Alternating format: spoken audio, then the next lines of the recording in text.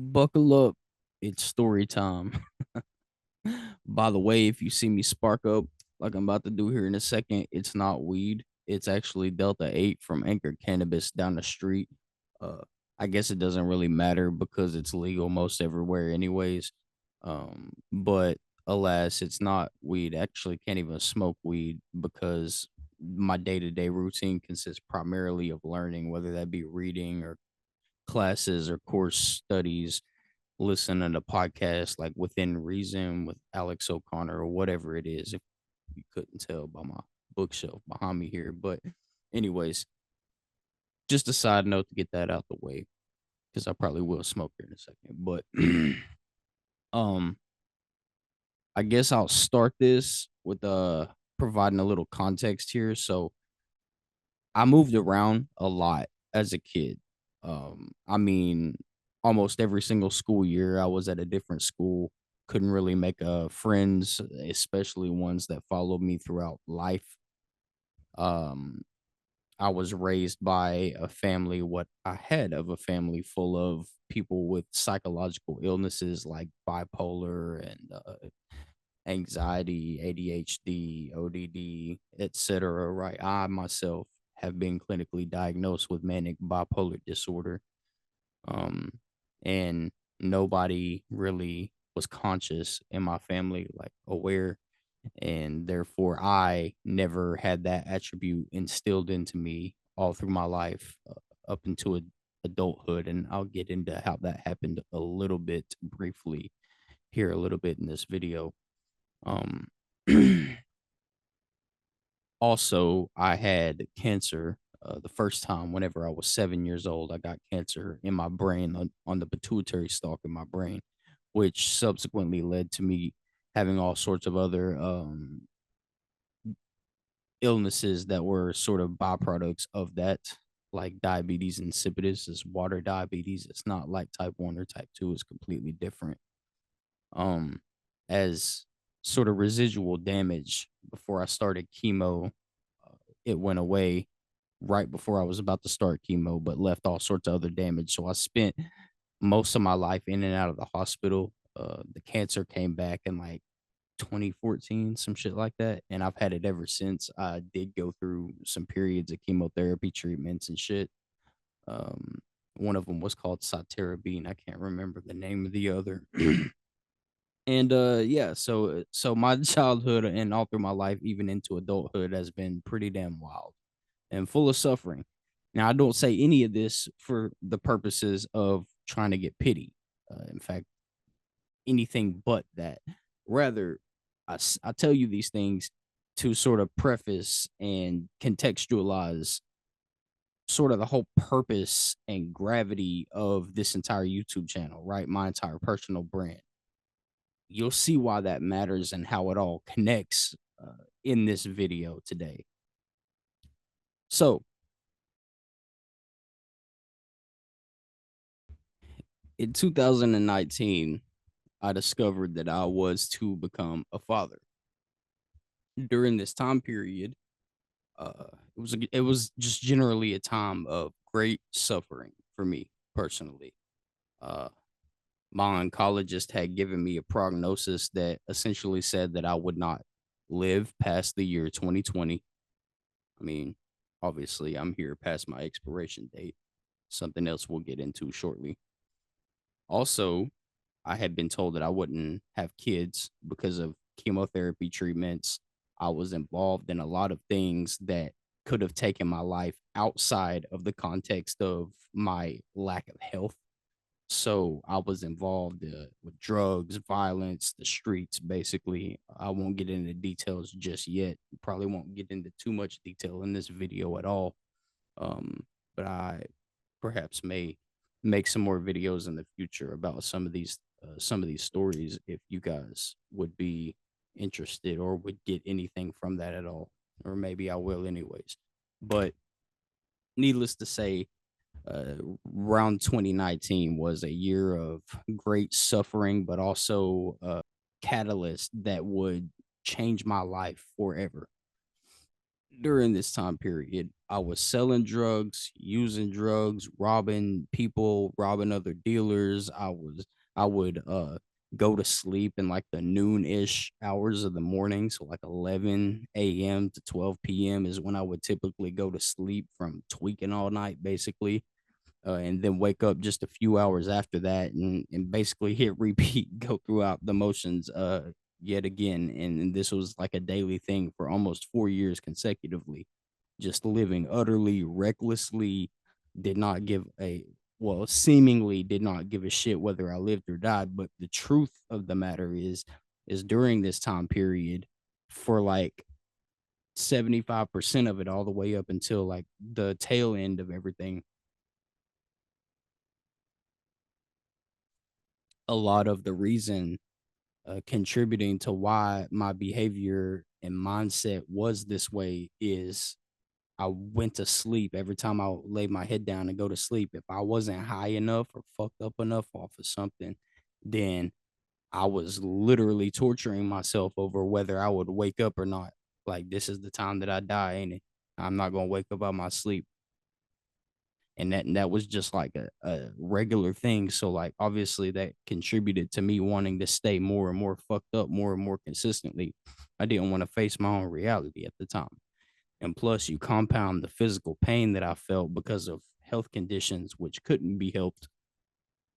Uh, and it was a vicious cycle that I did not see any way out of at the time. As you could imagine, a lot of the anxiety I felt around my own death, my imminent death, it started after so long because this was like, again, this was over the period of daily for almost 4 years. So after a certain point, and I couldn't pinpoint exactly when, the anxiety over my death just sort of numbed, right? It just got numb, and I became almost desensitized to the idea that I was going to die and just sort of accepted it, but not in a healthy way. Rather, the way that I accepted it not necessarily the way that I accepted it, but my acceptance of it at the time, given the way I was living my life and the way my where my mind was, it was almost even worse for me because then I got even more reckless with my behavior. It was like I started doing shit that I probably would have never otherwise done out of either fear of dying or like going to prison or whatever the hell the situation may be. Like that level of fear that I had, excuse me, prior to this point actually at least shielded me from a lot of potential consequences that I could have faced, that I should have faced, realistically speaking. Nonetheless, I did not face I faced a lot of consequences, but some of that shit I'm not gonna get into a whole lot of detail, but it was all in all just a dangerous place for me to be in, for anybody to be one to be in. That said, what happened in the midst of all of this, in the midst of constantly having a lot of freaky ass sex with my best friend at the time, uh candidly, I or something happened that I never thought was possible. What ended up happening is I still had some bundles of boy in my pocket. If you know what I'm talking about, if you know, then you know. I won't really explain that because I don't know if I'll get in trouble for it on this on YouTube or not. So I won't really explain what that means. But I had some bundles of boy in my pocket, which I did not even care about the monetary value at this point or like what I was even doing because it would like my now baby mama, my best friend at the time. We were half joking after we just got done having sex in a parking lot of a dollar store. Uh, and then we were joking like we're gonna go in there get a test, and just in case because we had constantly been, and I ain't been using no nothing because she was the one person I trusted and the primary person that I was even doing anything with, even though we weren't together. So it was half joking. Also, didn't think I could have kids because again, the doctors told me I couldn't have kids. And so we go in and get it. Actually didn't pay for it either. Now that I think about it. And then get back. to the house that I was living in at the time, and she took them just sitting on the toilet. She told me that she was pregnant, and I didn't believe her. I sat there and I was like, "Yeah, right." I went in there and I looked at them, and it showed both of the tests that she took were positive. So there was like a period of silence. I didn't say shit. I just sort of stared at him. And there was so many things going through my head at once. It almost felt like there was nothing in my head at all. And in however long that was, it felt like a miniature eternity. Everything in me changed, right? I flushed them bundles I was talking about that I had. I flushed them down the toilet without any regard, not even a hesitation for the monetary value that I had just thrown away for nothing. But yeah, I didn't care about it, just flushed it down the toilet. And from that day, literally, it cold turkey went through the withdrawals and everything. I haven't touched any hard drugs since. Matter of fact, the only thing I do anymore, and the only thing I've done since, is a regular pain medicine that I get a prescription for, obviously, because of my health, and then CBD. I don't even smoke because of the reasons I outlined in the beginning of this video. So everything changed in that moment back in 2019, but that was not the end of everything for me. There was still a whole lot of shit that I had to go through, that I did go through, in order to get to where I'm at now and sort of explain the reason of why you clicked on this video, or like what the title of this video suggests is like why I started this channel, what led up to it. It starts in place of me suffering and waiting to die and then finding new life. So that was the beginning, basically, of my new life. I decided that day my entire life would change, and indeed it did. I cut contact with almost everybody that I knew or that I was associated with at the time, burned some bridges that were burned pretty violently, pretty roughly.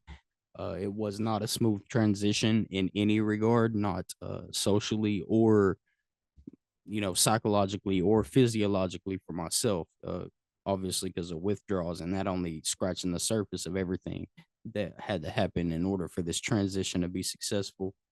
Um, there was a period of time I went back to jail again. So it's been a bumpy ride, even still, but it did change. Everything changed. So fast forward some time. Eventually, my son gets here. That day in the hospital in Sevierville, Tennessee, was, and to this day still is, one of the proudest, most intense, emotionally intense moments of my life. One of the proudest moments of my life.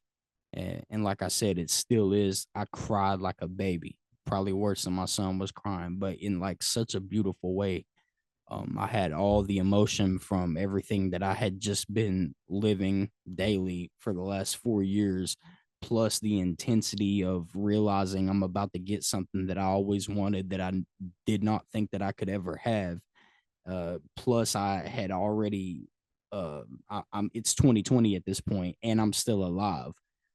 And it's in like latter 2020. So I had like anxiety slash gratitude at the same time, because of I'm about to be a dad, and it's like, damn, now am I gonna die? Like, am I actually gonna die? It gets crunch time. It gets down to that time, and everything.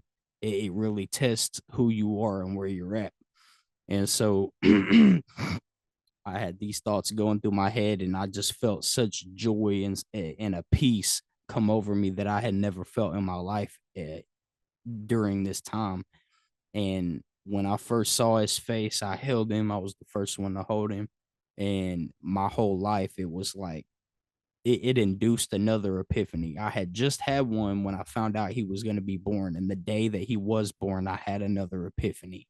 That's what a lot of what the significance of this 1121 tattoo is.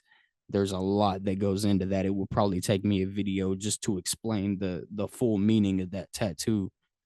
So fast forward some more time, roughly 2022-ish, probably mid to later 2022, and I read a book for the first time in a very long time, um, as a consequence, actually, of yet another epiphany that I had. You'll see this is a recurring thing in my life if you watch any of my content, and if you stick around and hit subscribe.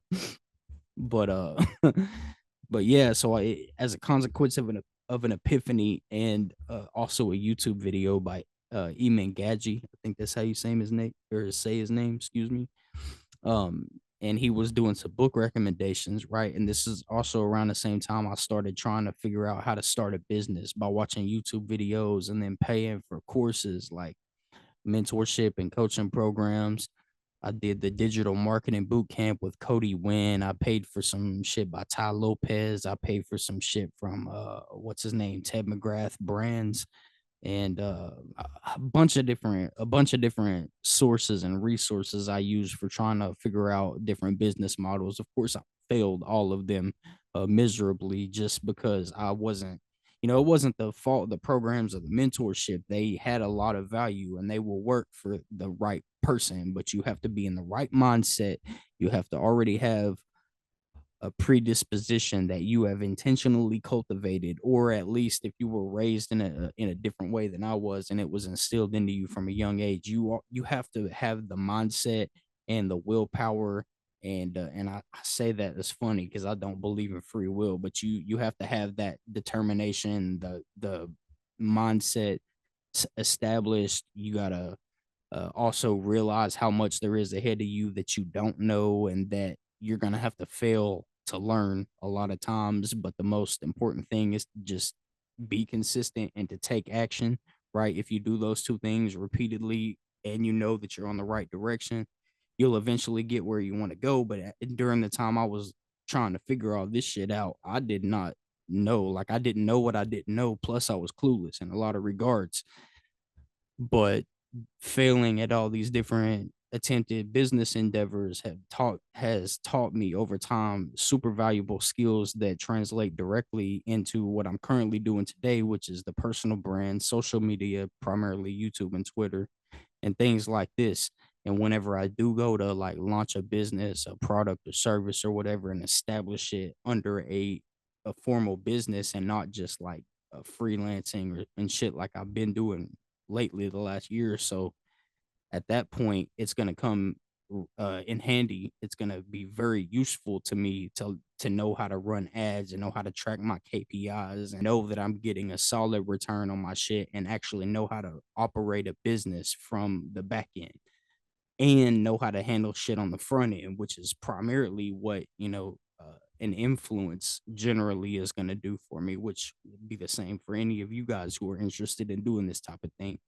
And I encourage you to, because I genuinely believe, and don't take my word for it. Look up Sean Cannell or anybody in this industry or in this medium, Dan Coe even. They'll tell you content creation is the future. It's the present, but it's also the future.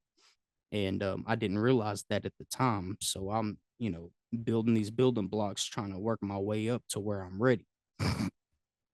Thinking that each time this is gonna be the time I'm about to get wealthy, this is gonna be it. I take care of my family, everybody's straight. And eventually I learned to just shut the hell up and keep my head down and just try to take action consistently, get back up when I fall off, and repeat until I have enough knowledge to where, okay, now it's just about setting up the right strategy and executing. To connect this back over to the me reading the book for the first time in a long time, right? Because I sort of went off there for a second. Once I finished this book, now again, this is the first time I had finished the book in like years, probably I think since high school. And because of that, I felt that sort of pride afterwards. I had learned a lot from it that was relevant for my life at that time. If you have not read it already, The Way of the Superior Man by David Data. I'm telling you, if you have not read the book, I highly encourage you to read the book. It's not just for men. I think a lot of women could get a lot of value out of it too, especially after the knowledge that I was able to glean and then use pragmatically. It excited me then wanted it to where I wanted to read another book. So I went searching for more books. I ran into Plato's Republic, and then I started running into YouTube ads like or Hillsdale College's online classes that they offer. And particularly the one that I first enrolled for was the Introduction to Western Philosophy. And they went through Plato's Republic, Aristotle's Nick Ethics, a whole bunch of stuff. There was Kant in there, Descartes. So like it was a pretty solid introduction to philosophy as a whole, and that is what reignited the whole philosophy thing. Let's just say that I fell in love with it. So I was predisposed to it already from my son's mother because she took philosophy classes in university, Carson Newman University, and so I was already introduced to it and intrigued by it, and then I developed a deep passion for it the more I started studying it. And I read Euthyphro and got those 5 dialogues from the Hackett edition, which was recommended to me by Jared Henderson, another channel that I follow on YouTube. Also a recommendation. Dude is magnificent. Is one of my favorite channels. And I have a lot of recommendations in that regard too, like Greg Sadler. So over time, with me studying philosophy, it eventually led to me sort of waking up is the best way I can explain it. And I don't mean woke, because let's just not even get into that. Um, I have more conservative values. I'll just leave it at that for now.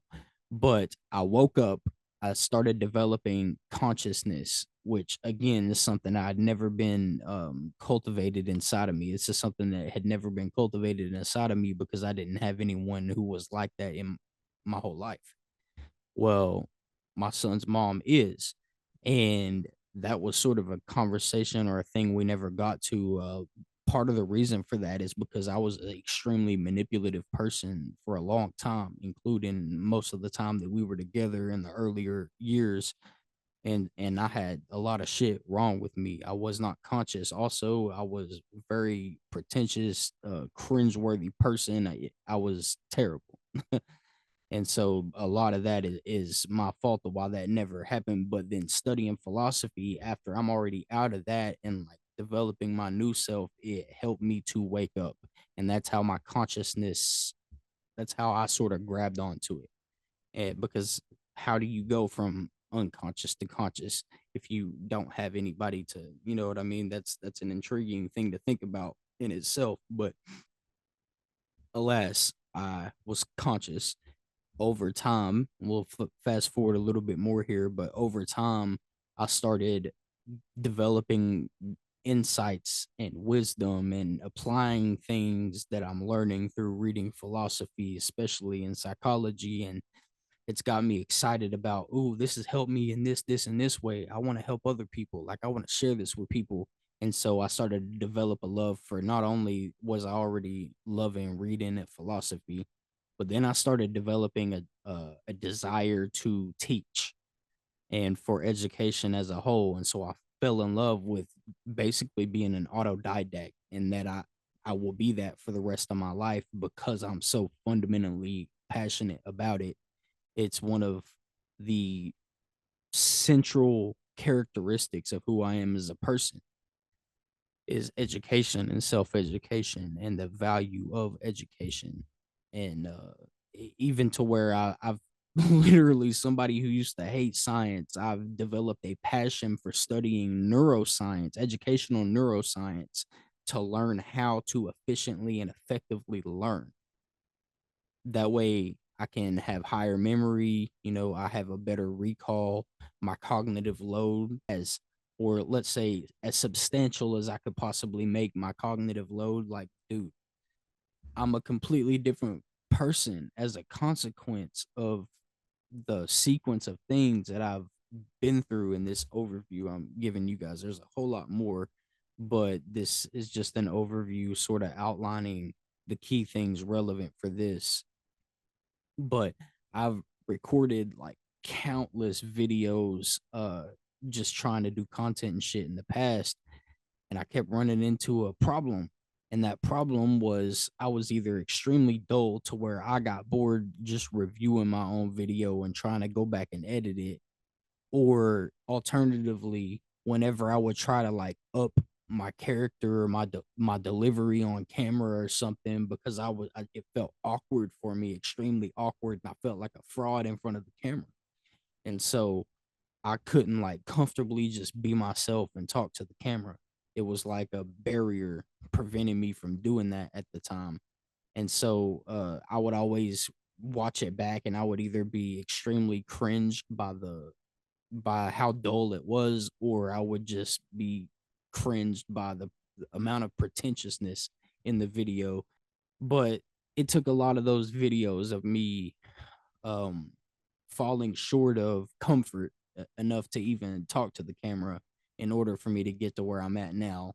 Going back to the business endeavors that I was talking about, um, one thing that was a pride point, even among all the fuck ups that I look back on and notice in myself, one thing that has been consistent on the internet for everybody to see for all time, um, the marking trait of any success that anybody has is going to be consistency times action. And you'll hear this from anybody who knows what they're talking about. They'll say the same thing. But one thing I've noticed is, even though I haven't gotten anywhere close to the success that I know that I'm going to see yet, I still know that that success is coming, because just by using reasoning and analyzing my own capabilities in a reasonable way, if all I got to do is know where I'm going, know what I got to do to get there, and then consistently do the things that I know that I got to do in order to get there, then the only way for me to not get there is to die or to quit. And if quitting is not an option, then death is the only thing that can prevent me from getting there, which is the whole idea behind get rich or die trying, if you listen to 50 Cent. Once I realized this, it doesn't matter what I do, especially all the solid advice I got from mentors saying your 20s is those are the ages you need to be learning. Focus more on education than earning potential. And the previous times when I tried to post content and I was trying to really do the social media thing, which ties into now, but at one point it was where I was trying to make it into one of the business. I was trying to turn it into one of the business models I was working on, trying to figure out at the time, through all the failure and not breaking through. And so whenever I would try to create content or do anything at all, even recording ads for that matter, to try to actually get something going, it was always pretentious. I reeked of desperation. It's like the same thing as if a preppy rich white kid walked through Walter P. Taylor Apartments at 9 p.m. and didn't know anybody that lived there. Right? Like, people can smell desperation on you if you need the sale, if you need a transaction, if you need subscribers or followers. People will smell that shit on you. And even if you're like a genuine person, even if you do have genuine value to offer the marketplace, even if everything is on point, if you just come across that way, and well, I'm not even talking, people a lot of times won't even be conscious of it. They won't be aware of why, but they will be repulsed by it just because of the energy. If you don't believe me, start paying attention. I started doing freelance jobs from, I compiled all my knowledge of everything I knew. I would compartmentalize it, which I had help from, or had help with from ParkNotes or Parker's Pensies. His name's Parker Setagaze. He helped me a lot with a lot of the videos. He makes a lot of videos about compartmentalizing knowledge, and that's something I'm extremely interested in as well. Matter of fact, I think we're kindred spirits in very specific ways in that regard, in terms of the passion for education, specifically philosophy and learning things, and inquiring about those types of things, and engaging in dialogue with people, and compartmentalizing knowledge, journaling, writing in general. Those are all things I'm extremely passionate about myself. And so I started compiling those things, and with his help was able to compartmentalize my knowledge in such a way that it became a little easier for me to sort of draft up specific, like tailored plans for other people to do things with their passions and turn it into profit, or turn it into something like a business model. So my know-how, like, it's like I got all this technical know-how of how to do this stuff, and before I even started doing it myself, I just started testing on failure experiences I had with different business endeavors in the past, and then things that I learned from marketing, and compiling all of it into like tailored business plans for other people. And also was doing freelance writing and a little bit of graphic design, but it was like novice to intermediate level, because I don't know all the technicalities about Photoshop and stuff like that. But rather, I just sort of get into whatever program I decide to use. I have used Photoshop. I use Canva and several other platforms. I just get in there and sort of learn how to use the tools to do what I'm envisioning and then create. And so I was doing that for a little while, doing freelance work, designing clothes for like different products that I was trying to sell in the past. Didn't really get much of that going, but the other two things allowed me to save up a little bit of money. And then finally, I was able to purchase some equipment, right? So it's not solid equipment, like not super high in quality, but I got small things that I needed. And then so now we're here. I have this equipment, this camera I'm talking to you on. I've actually got some other cameras as well. I've got this microphone, some other lavalier mics. And so I've got a range of equipment to create a range of different styles of content based on the things that I know for sure that I want to talk about and create about, including music, by the way. At some point in the future, whenever this shit starts to pick up consistently, maybe even before, but especially then, I'm going to be getting back into the studio and releasing more music, probably music videos also at some point on this same channel. And that leads my to the next thing I wanted to say about this channel. Um, I want this to sort of be an open online journal for me, like by me. What do I mean by that? I mean my online commonplace where I create in various different forms, whether that be audio, podcast, audio, music, video, podcast, videos in general, vlogs, all kinds of different styles of media produced under one brand, one name, and primarily centered on YouTube and like Twitter, Substack, email, and website. Like there's a network of things that I'm going to have as a part of the brand. But the central media focus is going to be more than likely on YouTube, because everything else can trickle down from there. And that's a good place to establish like a business front on the front end, like the marketing side of things. It's way better because it leads to sort of organic leads, organic marketing over, trying to advertise to people. And an even better part about it all is that's just on the technical business front of the entire operation, because more importantly, it not just for you guys, right? So this whole channel, the things that I will be talking about on here are things that I'm going to be learning, right? And that's content around my own personal life stories. Vlogs will probably combine a lot of those a lot of different times, but also podcasts. There's going to be content about psychology, the neurosciences, including like educational neuroscience, philosophy, without a doubt, theology, logic, literature, reading, like book recommendations, things like that. I started off just wanting to do music on YouTube, because I was also in the process of selling business plans and doing freelance marketing and consulting with people in this regard. In the process of that, I was also drafting. I didn't really sell many of these, but I did one for my sister. um it was like freelance designing business plans for people who wanted to do music as a career without having to worry about getting lucky or fucking shining some or signing some shady record deal with a label. A way to actually do independent music as a business.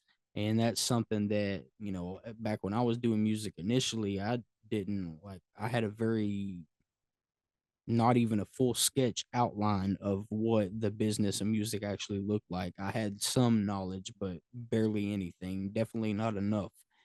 And so I started learning marketing and sales and business and all that shit from the internal anatomy of it all, and then realized, hey, I could connect this with music. And so that's what I wanted to do at first on YouTube, was teach music and teach people how to do that specifically, while also uploading my own music and my own projects. But then I realized how much that pigeonholed me based on the interests and passions that I had developed, especially the ones surrounding education and teaching, and like making an impact in other people's lives to improve it in significant ways that I had already done for myself.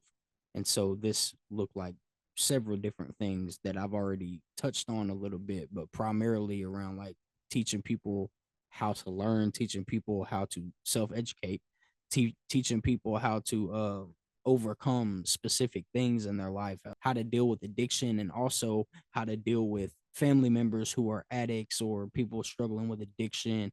Um, how to think about things, talking, introducing people to philosophy is one of my favorites. I love it when somebody actually gets interested as a consequence of a conversation we have or something in something like philosophy, because I genuinely believe it could change your life. Niching down was something that I dreaded, but I thought that it was necessary because of all the marketing and business learning that I had done up to that point. And while, yes, I still think that niching down has its merits, and there will be a whole lot of people who will actually still tell you to do that and validly and reasonably, and it wouldn't be a bad idea to listen to them. For what I wanted to do specifically, I didn't think that it was possible for that reason, because what I wanted to do is something like I'm doing now. Like I've told you, this is just going to be an open forum for my brain. Everything that's in my soul, my mind, my heart, everything is going to be on this channel for you guys, and most importantly for my son and my family long after I'm dead. So if it happens that I do die before I can fully raise my son, which, I mean, I'm already past my expiration date, so it's not like it's unlikely. If that were to happen, then I've got an entire catalog of video, audio, and writing of me that will be available for my son and my family. And what will also be available for them is a lot of the writing that doesn't even get posted on this front end of things. So, what I have already begun to do is integrate this entire media front, everything that I'm trying to do with my brand and my business, and inserted it directly in an integral piece of my life to where it all flows and functions harmoniously together. The process of how I do everything is interconnected, even down to the idea of how I so like if you know what interleaving is, I don't know if you know what interleaving is yet. If you watch this channel long enough, then you will find out.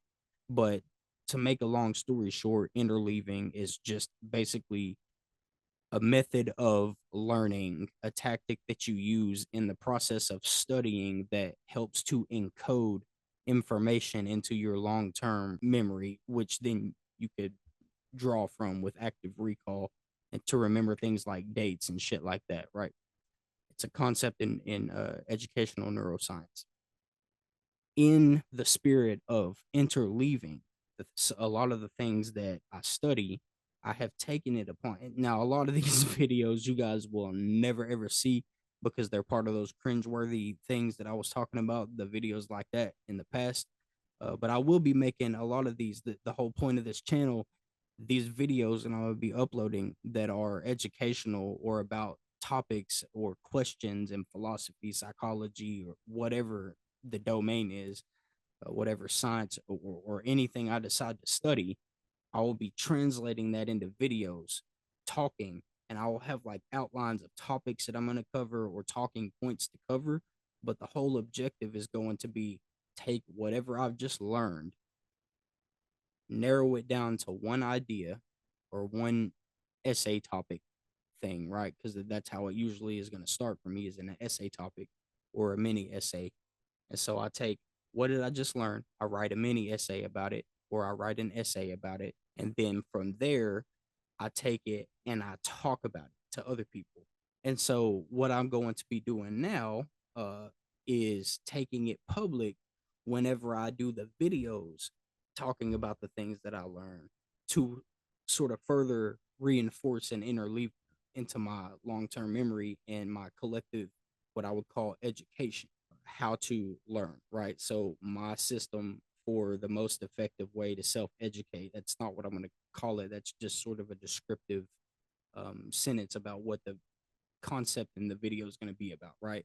It's going to be talking about things like I just told you about interleaving and encoding and what cognitive load is, and talking about educational neuroscience, right? And a specific area of that in terms of how to pragmatically apply it to get the results in your own life. I've learned this stuff in my research and study of educational neuroscience. And so then what I'm going to do to further reinforce my education and me remembering all of this stuff for long term is I'm going to make a video about it, make content about that specific topic, that specific subset of a topic, and reinforce it into my brain by talking to you guys about it in its own video, walking you through it step by step and doing it all without referencing the original material that I learned it from or anything that I've previously written. I'm talking about creating something brand new on the topic, all from active recall. I think this pretty much covers um, everything that I wanted to touch on for this particular video. It's probably already gone way too long, and I sort of just half-assed through this one together because I needed to go ahead and post a an introduction video, a trailer for the channel.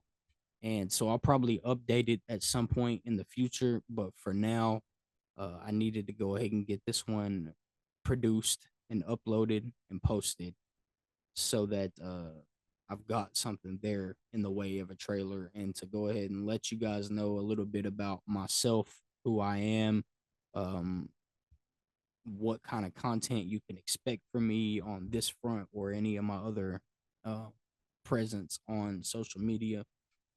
So uh, that's pretty much it. I would say subscribe, but if you don't want to, then you don't want to, and you're not going to. And it's not like you have the will to do it anyways, which is the topic for another video that I'm going to create about free will versus determinism. But for now, I think that about does it. And I hope y'all have a blessed day.